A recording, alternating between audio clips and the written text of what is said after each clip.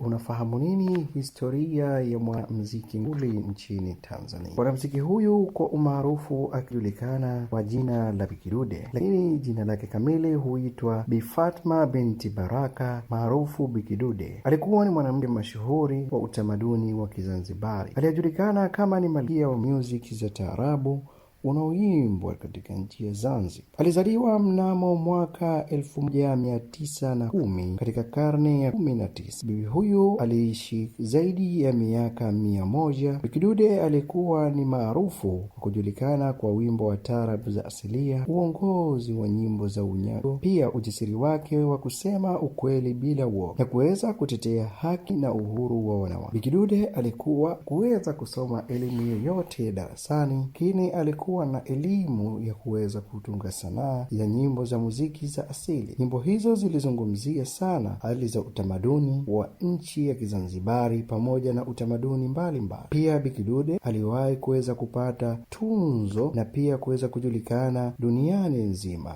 Bi Kidude pia aliweza kufariki mnamo mwaka 2013, lakini jina lake bado linaishi kama ni nguzo za utamaduni wa Waswahili. Vile vile Bi Kidude aliweza kuacha alama kubwa ndani ya nchi ya Tanzania pamoja na Zanzibar kwa ujumla. Bi Kidude aliweza kupata tunzo ya heshima ulioanza kupitia ni Womex Award 2005, ambayo tunzo hiyo aliweza kupata katika tamasha la muziki la kimataifa la World Music Expo kwa kutambua mchango mkubwa wa muziki duniani. Pia heshima za kitaifa Zanzibar pamoja na Tanzania, serikali na taasisi mbalimbali za sanaa zilimpa vyeti na tunzo za heshima kwa kuendeleza muziki wa taarabu, utamaduni wa Kizanzibari na ujasiri wa mwanamke Zanzibar. Utambulisho wa kimataifa ulikuwa ukitambulisha katika nchi mbalimbali za Ulaya, Asia na Afrika. Jambo hilo lilifanyika kuwa mabalozi wa utamaduni wa Kizanzibari duniani. Hatutoweza kuweza kumsahau mwanamuziki huyo marehemu Bi Kidude na kuikuza Zanzibar kwa ujumla. Endapo ingekuwepo hapa sasa, Zanzibar ingeweza kufika mbali. Je, Bi Kidude anatakiwa kufananishwa na nani ndani ya Zanzibar hii? Mimi msomaji wa makala hii ni Wazen Nasor Jabir. Hii ni Sema Africa, sogea tukujuze. Usikose kusikiliza makala zijazo.